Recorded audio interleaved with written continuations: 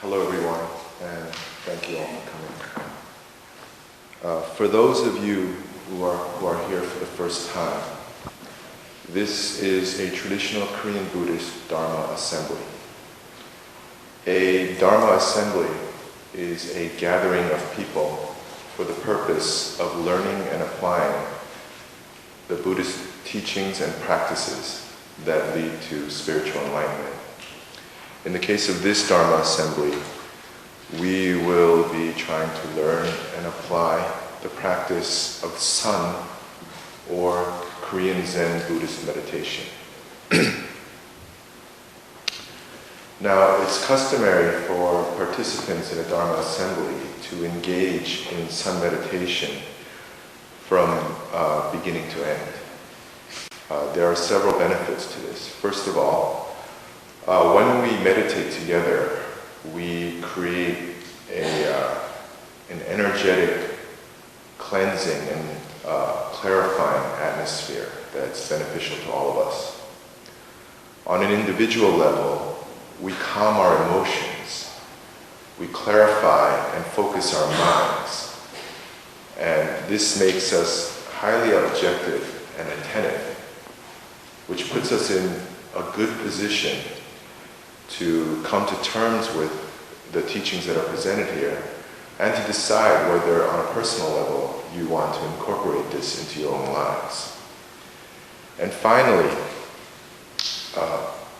by meditating together like this through the course of the Dharma assembly, we cleanse and detoxify both our bodies and our minds, which is, I believe, very good preparation for us when we leave here to begin another week of living and working. So this is the framework that we're operating in right now. So what I would like for us to do is to begin engaging in Sun meditation. And for those of you who are here for the first time, I'll walk you through it. So the first thing we do in Sun meditation is we assume correct posture. Now this is the seated posture, as in the Buddha that you see behind me. The way to assume, now we're not going to do a full lotus position, which is quite difficult. We'll do what's called a half lotus position. And the way to do that is sit cross-legged as most of you are now.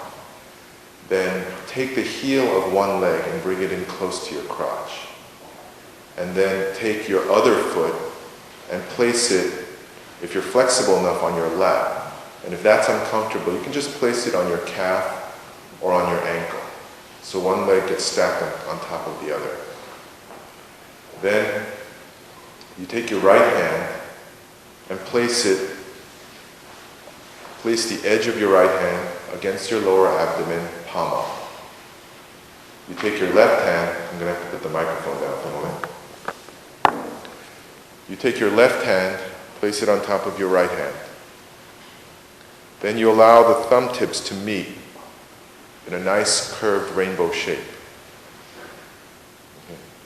Your spine should be straight, your nose aligned above your belly button. Tuck in your chin slightly to raise the crown of your head toward the ceiling, and this will give you a nice straight line from your tailbone up to the crown of your head. Now when you tuck in your chin, your head will slightly incline forward, and that means your gaze will fall about 10 feet or 3 meters in front of you. You want to keep your eyes open as you normally do in our normal waking hours. But you do not want to stare at a single point. You want to look forward with a soft gaze, just letting whatever's in front of you show itself to you, but without trying to pinpoint any particular thing to stare at. Take the tip of your tongue and place it gently against the roof of your mouth behind the upper row of teeth. Again, this should be a light touch. Don't put tension into your tongue or your mouth or your jaw. For those trying this position for the first time, it might feel unfamiliar, uncomfortable, maybe even a little stressful. But in case you're wondering why, we would bother to assume such a posture. To put it simply, this seated posture combines the features of being highly stable because we create this broad triangular base between our spine and our two knees. That gives us a lot of stability. Physical stability allows us to relax into this position, to let go of muscular tension. And yet at the same time, our spines are kept erect. And this allows us to stay alert even as we relax. So the physical posture allows us to assume a mental state that combines a balance of relaxation and alertness, which is considered the ideal physical and mental state for long-term concentration. So this is posture. The second aspect of sun meditation is breathing. So, first of all, just concentrate on your breathing. Don't try to breathe in a special way yet. And as you breathe, just relax. Relax into your body. Let go of any thoughts or emotions that you may have carried in here. Whatever was going on in our lives before we walked in through this door and began this Dharma assembly, it's okay to put it down for a while. Nothing will happen just because you stop paying attention to it. And bring your attention into your bodies. Just calm down, and the easiest way to do that is just be conscious. Just be aware of your normal breathing pattern. We're not doing anything special with our breathing yet. And just relax. Let your body unwind into this, what may be an unfamiliar posture. Just accept the discomfort, if there is any, accept the tension, and just relax into it and be fully present. And as we relax, we'll find that our breathing is beginning to slow down and tension is beginning to melt and dissolve in our bodies. Now we'll engage what's called preparation breathing. In preparation breathing, what you do is you inhale fully through your nose, completely filling your lungs. Pause for 3 to 5 seconds, and then exhale fully through the mouth, completely emptying your lungs. So we can do that together right now. So inhale through the nose, deeply. Pause. And then exhale through the mouth fully.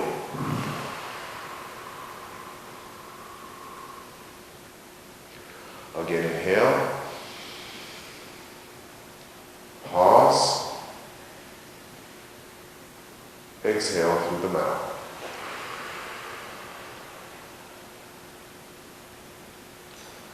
One more time, inhale. Pause. Exhale through the mouth.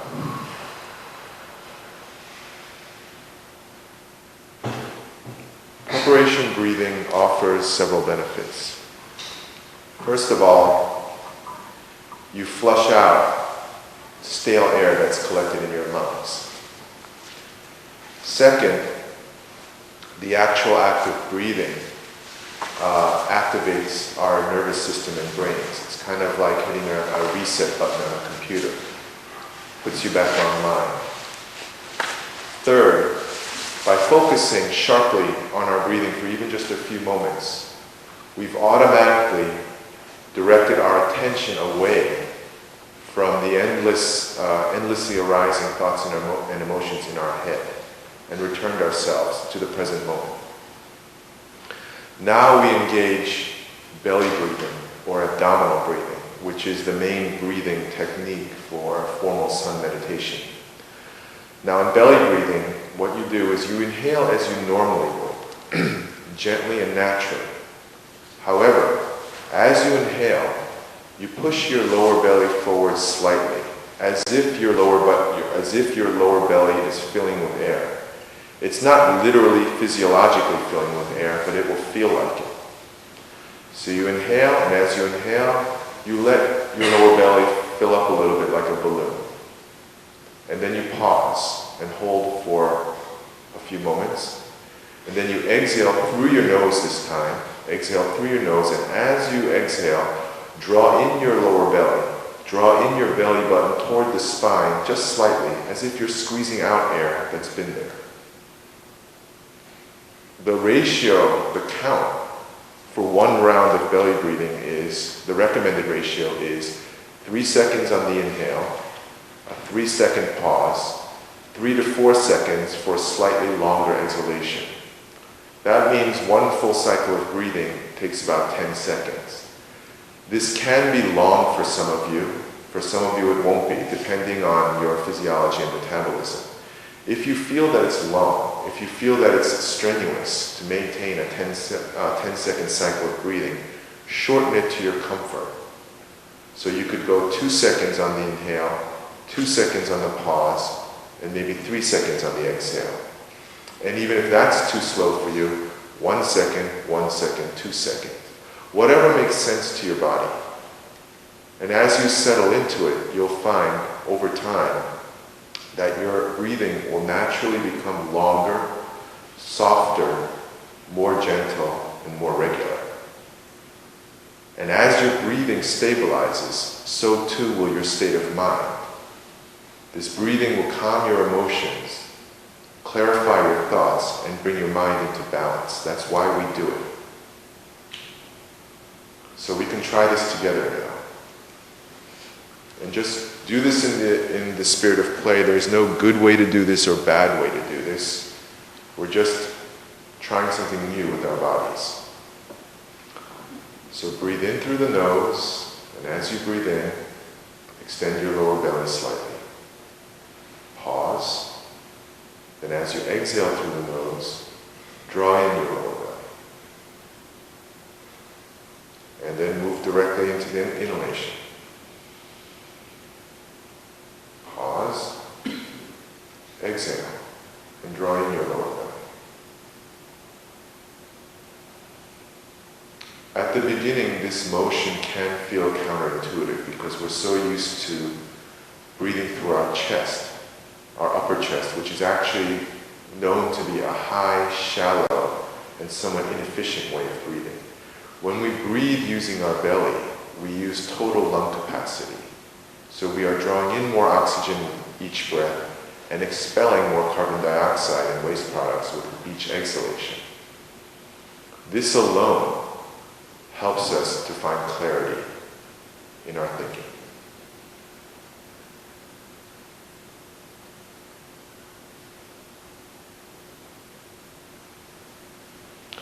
Now the third aspect of sun meditation concerns thought.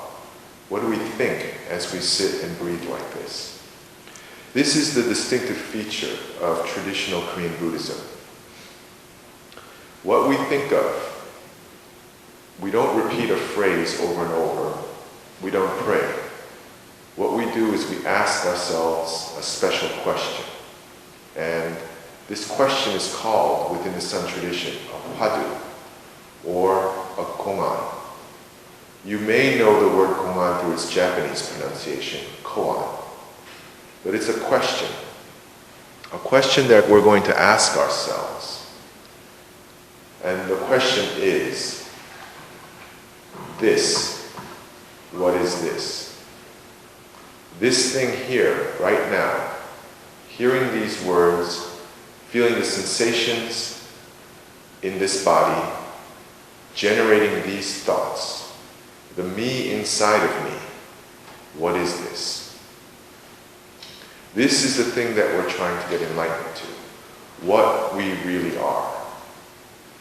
We have an idea in our heads, many of us do, that maybe I'm just this body, or maybe I'm all the things that I think and feel, the sum total of memories that I have from very early in life to this moment.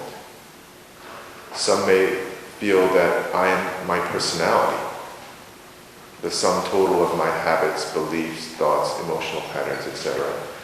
And some may also include the many social roles that we have to play in our day-to-day life.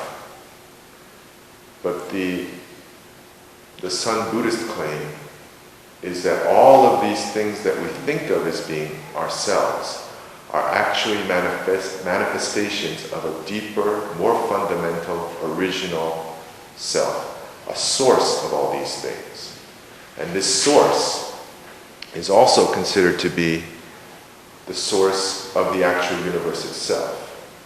And the purpose of Zen meditation is to awaken to and experience directly for ourselves the source of my own existence, the real me, and the source of reality as I know it.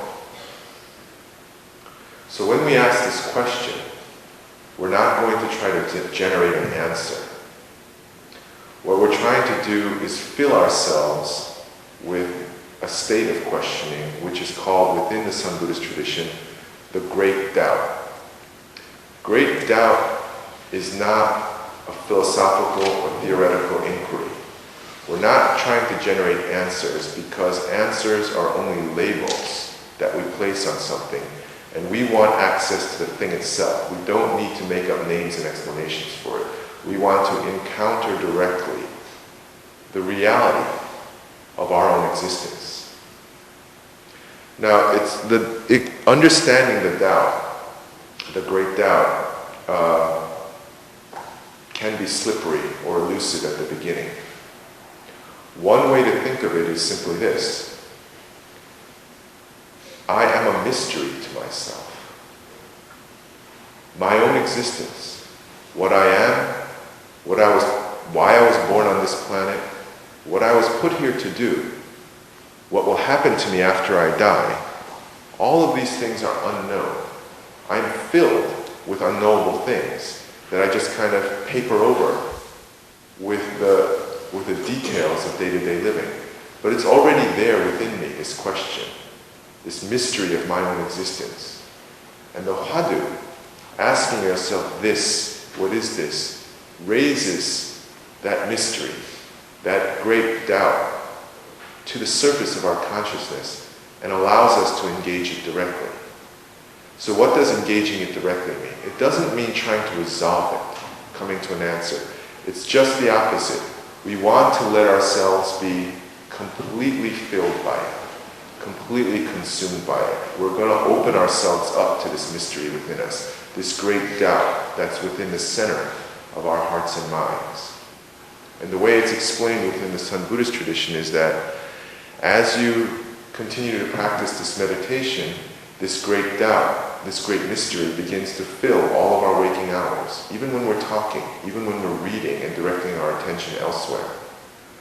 Then after that, it begins to fill our sleeping hours. It comes to us in dreams.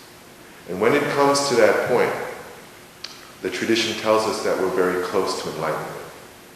So then what's enlightenment like? It has been described as filling an urn. I don't know if you've seen these traditional clay or earthenware urns in Korea. They come up to about your waist and they look like giant vases.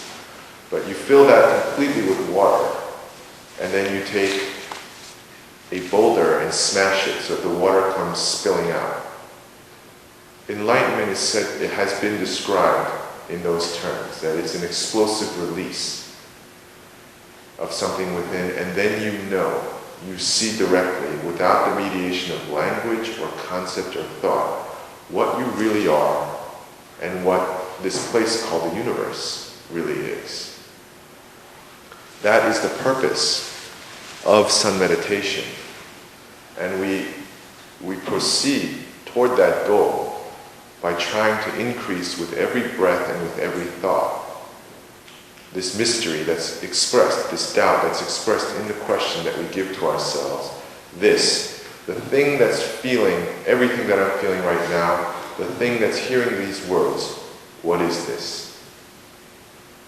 Now the way to do this, as on the level of procedure, is as follows. You engage the belly breathing, you inhale, you pause, and on the exhale you mentally intone to yourself the question, this, what is this? On the exhalation, in conjunction with, in rhythm with the out-breath. So we can try that now. Inhale, pause, and then on the exhale, in your own mind, this. What is this? Now, in order to focus ourselves, we can even say it out loud. So maybe we can try that together. So all together, we inhale, pause, and then exhale out loud. This. What is this? Inhale. Pause. And then on the exhale, this. What is this? Now when you ask yourself the question, intone it to yourself in a way that's natural, that fills it with urgency. This is the question of our lives. So we want to ask this question of ourselves with the greatest possible sincerity and authenticity. So for the remainder of this talk, I ask that you try out this meditation. Try to work with this posture, engage the belly breathing. At the very least, work with the posture and the belly breathing. And if you can, try out the padu for yourself. And I would also recommend that for beginners, in the course of this, you may feel that your legs get very stiff and painful. And if that happens, it's okay to stand up in place. Just quietly stand up and wait for the circulation to come back to you, and then you can sit down again. Because I don't want this to be an experience in pain. Okay, then last week I talked about how sun meditation can help us in our human relationships. And today I would like to discuss how sun meditation can benefit us in our work. Now when I say work, I don't mean just our jobs. I mean to refer to the entire array of minor and major tasks that we undertake in the course of a day, a week, a month, a year, and a lifetime. Now, in order to understand how sun meditation can benefit us in our task performance, I think we need to identify and understand what I consider to be two pretty commonplace dysfunctional aspects in our approach to executing tasks. Now, the first I call the issue of divided attention. Ideally, when you do something, whatever it is, what you want to do is give the task your whole undivided attention. However, we find that no matter how good a working environment we may be in, how good the conditions are in the place that we're working in, there is a major competitor seeking our attention too. And this competitor draws attention away from our task. And what's even more incredible, we bring this competitor to the table when we engage the task. And what this competitor is the ongoing, never-ending, uninterrupted cascade of random thoughts, feelings, images, voices, sensations that are going on 24/7, 365 days a year in our own heads. There's a clamor in us that's always drawing our attention away. So when we engage any task, and it can be as simple as tying your shoelaces, that task you're going to be distracted from the task, even by a small amount, by everything that's going on in your head.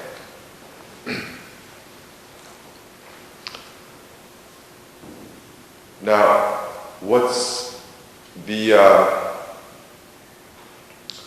amazing to me is that in the course of our education and professional training, modern people are taught to manage a variety of tasks and projects. And sometimes we're even taught how to manage other people. But in all of that education and training, I don't think we're ever systematically, rigorously, and logically taught how to manage our own minds, our own selves. We know what to do in a professional situation. We don't know what to do when things start bubbling up within us. We know what to do when things happen on an external level. It's harder to know what to do when things start to get out of control on an internal level. The Sun Buddhist tradition tells us that actually managing your own self is far more difficult than managing any kind of external project or task. And there's a saying within the tradition that says, it's easier for a general to lead 10,000 soldiers into battle than it is for him to lead his own mind. So, what does Sun meditation give to us to deal with the issue of divided attention? If you are not trained to deal with internal events, then you're going to probably respond to them on a trial and error basis, on instinct. So for example, you're working on something and your head won't focus. So what do? You may have developed habits to deal with a situation like that. You may get up to get a cup of coffee. You may take a break, which usually means simply doing something else, like checking your email, or surfing the internet, or striking up a conversation with one of your colleagues. What Sun meditation offers as an alternative to that kind of unreflected response is Sun meditation tells us to withdraw from the external situation into the internal world of our bodies and minds. What does that mean? When our attention is divided and fragmented and no longer responds to our control, engage the posture. Even if you choose to take a break and lie down in a way that's balanced and symmetrical so that there's a straight line going from your tailbone to the top of your head. Engage the belly breathing. Just doing this alone will relax your body and calm your emotions. And then engage the hwadu. This. What is this? Now, among other things, the hwadu has a very special property. And what that property is it is able and it naturally burns away needless thought, distracting thoughts. The overall effect of holding the hwadu and engaging doubt is that it cleanses and clarifies your mind. So if you take a moment in the course of the workday to engage Sun meditation, you'll find that in the midst of work, you'll be able to recharge your body, calm your emotion, reinvigorate your intellect, and refresh your imagination. And that is considered the proper way to deal with the problem of divided attention. And once you're unified again, in your mental focus and in the balance between your mind and body, then you are prepared to re-engage whatever task or problem is at hand. All living beings live according to certain physiological rhythms. And these rhythms tend to be an alternation between moments of exertion and moments of rest, moments of motion and moments of stillness. And we can observe this in ourselves. A heartbeat is a clenching, then an unclenching. Breathing is pulling in air and then releasing it. Walking is transferring all of your weight on one foot so that the other foot rests as it swings forward, and then you transfer all your weight onto the other foot so your two legs are working and resting in rounds. So this is the way our bodies work. This is the way our brains and nervous systems work, and therefore this is the way our minds work. But in our hyperproductive, hypersocial work environment of today, the attitude toward work tends to be to try to go on the mental equivalent of a mad, uninterrupted sprint through the course of the day without a systematic set of rest periods or method of undertaking those rest periods. When you introduce sun meditation into your workday, you are reforging your work habits and the flow of work to match the rhythms of your body. There will be moments of exertion, followed by moments of rest and recharging. This is the way our bodies, and therefore our brains, are meant to work. Introducing sun meditation, although it may seem like such a little thing, actually redefines work as organic, natural activity. You can take a step beyond simply pausing in the course of work. You can reflect on your daily schedule and try to locate moments when your mind is not, regularly occurring moments when your mind is not consumed by an external task. These moments usually occur when we are in transit or waiting. That means we're sitting still on buses and trains and taxis, and we're still when we're standing, waiting in line, or even standing at a traffic signal. And if you think carefully, you can probably think of a time in your daily workday where there's a reduction in activity. There's a little bit of time to kind of sit back and meditate.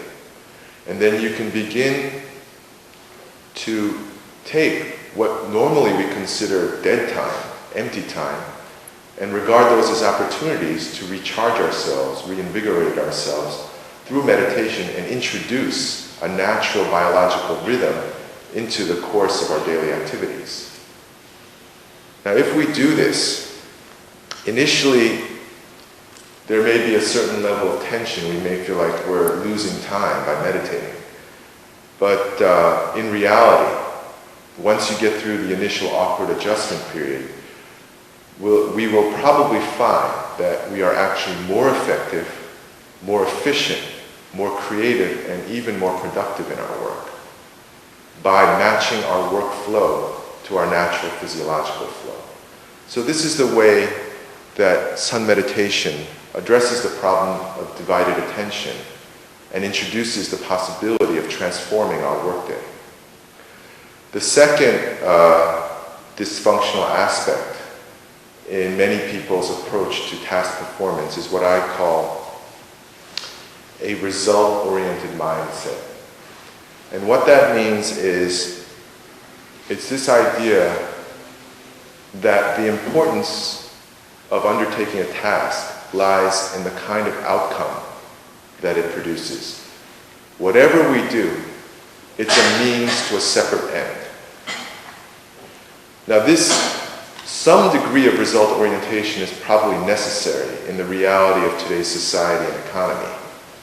But when we let a result-oriented mindset start to get out of control, then we begin to think of a task as that which stands between me and what I want. And if you begin to think of a task as something that stands between you and your desired object, then whatever you're doing becomes a burden to be carried, a barrier to be crossed over, and a cost to be paid. Your task has become work, it has become a job, and it has become a chore. Now, if you let this kind of thinking affect how you perceive your own life endeavors, they can have life-altering consequences. You may ask an overly result-oriented person, well, why do you go to high school? And they'll reply, because I want to go to a good college. So why do you want to go to a good college? Because I want to get a good job. Why do I want to get a good job? Because I want to make a lot of money. Why do I want to make a lot of money? So I can get the things I want and do the things I like to do. Now, this may all seem rational from step to step, but what this person has done is taken these critical, more than a decade of time, from early adolescence to adulthood. They've taken that chunk of their life and they have represented it to themselves as an obstacle course that has to be negotiated to get the things that will make them happy.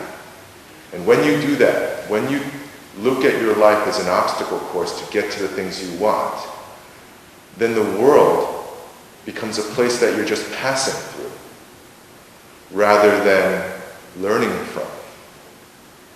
And your life becomes a rush through things, rather than something to be lived and savored. You're losing your life in this process, in an overly exaggerated, result-oriented mindset. Now, if you take this mindset deep into your adulthood, and you don't regulate it and you don't reflect upon it, then your work life, our work life, will begin to feel like a series of forced marches, interrupted by very small moments of enjoyment and satisfaction, only to be followed by yet another forced march. And these endlessly recurring forced marches have no definitive ending in sight. And when we begin to look at life in those terms, we begin to think that life is hard, cruel even, that a job is an impediment to living rather than a source of energy, that it takes life away from you rather than giving you an opportunity to live life.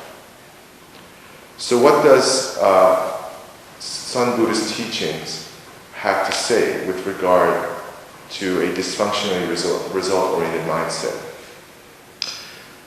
Sun Buddhist tradition in its philosophy is famous for valuing process over goal and the ongoing present moment over the imagined future. It teaches us that when we undertake a task, yes, be clear on what you're trying to achieve, but once you know what you're trying to achieve, put it down and focus all of your attention on the task at hand, no matter how menial or trivial it may seem. So how do we do that in concrete terms? Well, yes, we engage posture, correct posture, breathing, and the hwadu to bring our undivided attention to bear upon whatever it is we're doing. But more important than the procedural aspects of sun meditation is the underlying attitude that we need to learn to assume. And this attitude can be summarized in one word: sincerity. Sun Buddhist teachers always tell their disciples to be totally and completely sincere in everything they do. That means whatever it is you're doing, do it with the greatest care and concern. Do it as if it's the most important, relevant, significant thing in your life, because actually in that moment it is. Living is what we do. So if we do in a half-hearted and careless way, we're living half-heartedly and carelessly, and that's probably not something we want. Sincerity solves the problem of result orientation. So how do we apply sincerity in our lives in a strategic way? And for that, we can look for our role model in the Sun Buddhist monastic tradition itself. When you enter a Sun Buddhist monastery to become a sinin, the first thing that you're called upon to do is to be a novice, which is called in Korean a hengja. And as a hengja, what you do is you go down to the kitchen and perform all of the grunt work, all of the so-called menial day-to-day chores involved in running a monastery. Now, for the average person, that may not seem like a terribly appealing work environment. But from the perspective of learning how to integrate meditation into work, that's actually an ideal environment. Because the things that you're doing, washing dishes, mopping the floor, cleaning toilets, doing all this manual labor, taking orders, these things are so simple to execute that it leaves most of your brain, your attention free to regard other things. And rather than using that extra mental space to daydream or free associate or monologue to ourselves, we can initiate meditation and learn right on the spot how to meditate while performing simple tasks. And when we learn how to do that, then it's only the next step to learning how to meditate during complex tasks. Because no matter how complicated an endeavor may be, a project may be, and an enterprise may be, it always consists of a series of small tasks. So if you can handle the small tasks, then you can learn to combine them into larger tasks. And therefore you can bring meditation into what is potentially a complicated professional life.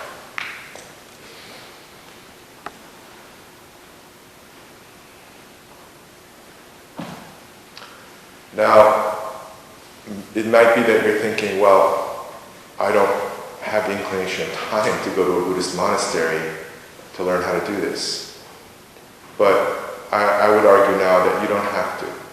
What you can do is reflect on your daily routine and locate those times when you're committing yourself to simple chores like washing your dishes, doing your laundry, folding your laundry, cleaning your apartment, taking a shower, brushing your teeth. And rather than regard those as things you have to get through to do what you want, redefine them as opportunities to learn meditation in motion. The Korean Sun Buddhist tradition describes two basic modes of meditation. The first is called Jeongjung Sun, and that means sun meditation in the midst of stillness. Sun meditation while sitting still, and that's what we normally think of meditation. That's what we were practicing through the seated posture. The second form of meditation is called Dongjung Sun, and that means sun meditation in the midst of activity, in the midst of movement. The Sun Buddhist tradition judges meditation in movement to be the more advanced level of meditation. And it even proposes that we learn seated meditation so that we can learn how to meditate in daily life, as preparation, as leading toward meditation in daily life. When we do this, when we locate supposedly empty moments in our daily life, when we're just sitting still in transit waiting, and take them as opportunities to learn still meditation, and when we locate what seem like mindless chores and begin to use them as opportunities to learn meditation in action, then aren't we beginning to live fully? Aren't we using every possible moment of the day? And yet allowing ourselves to recharge as we go, so it's not some kind of mad rush that deteriorates our bodies and minds in the process. If we learn to integrate meditation into our work lives, we gain at the outset two wonderful benefits. The first thing we learn is that every task, no matter how trivial it may seem, it could be tying our shoelaces, it could be just breathing. Every task hides a special secret. Because in anything that we do, there's always a more effective way to do it and a less effective way to do it. And if there's a better way to do it and a worse way to do it, then there's an art to doing it. And if there's an art to doing it, then there's a secret that has to be learned. And so each task that we engage, we can engage in the spirit of play as a kind of treasure hunt to look for the secret. And when we practice looking for the secret, what we're really learning to do is find the critical element, the decisive factor in any situation that we encounter. Now, there's a metaphor within the Sun tradition that goes like this. You can throw out a net to catch fish, but the problem is gathering the net again. Someone who doesn't know how to use a net will just start to grab it in clumps and probably get him or herself enmeshed in the net and trapped there. But a skilled netcaster knows that there's a secret drawstring. And if you just pull on that drawstring, the net bunches up and you have your catch. What sun meditation does when you use it to engage in work is it teaches you how to locate that drawstring. English has a phrase for this, getting a handle on something. But learning to take sun meditation into our daily tasks teaches us how to find that drawstring so that we can reap the maximum reward. It teaches us to find that secret button so that we can activate and energize a situation. It teaches us how to get that handle so that we can take control and assume leadership in a situation. In this way, integrating meditation in our work lives allows us to completely transform the way we do pretty much anything.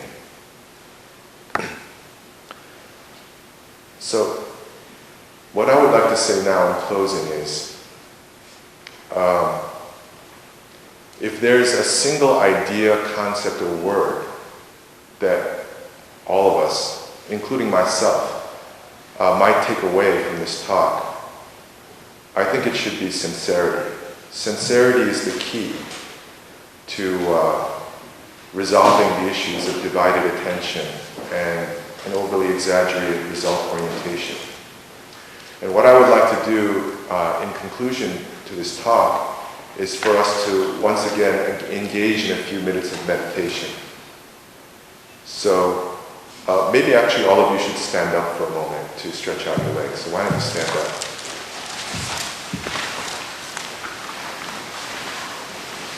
Stretch out, kick out your feet.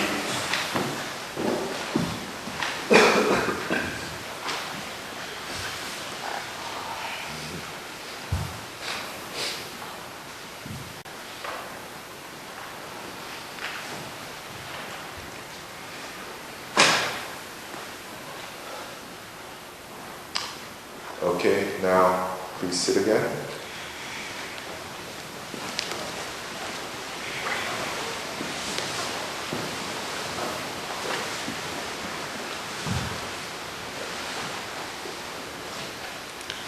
Now we may be sore, but let's assume the meditation posture again.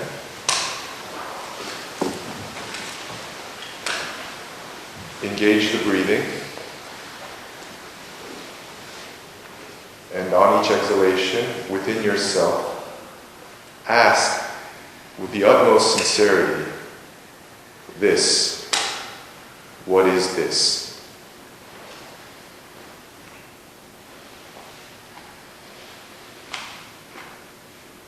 If we engage this meditation with total sincerity, we may find and learn that our own bodies and minds are an as yet largely undiscovered country waiting to be explored. And that will make our lives an adventure again.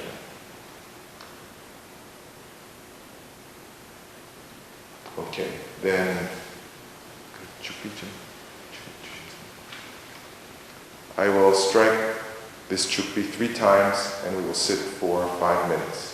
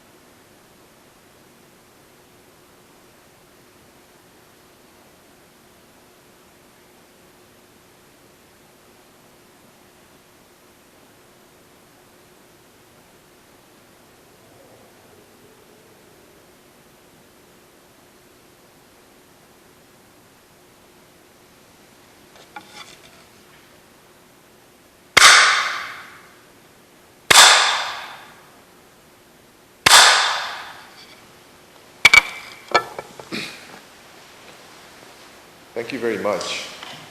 Thank you very much for coming out on a rainy day. I'll conclude my talk here. May we all attain enlightenment. 성공하십시오.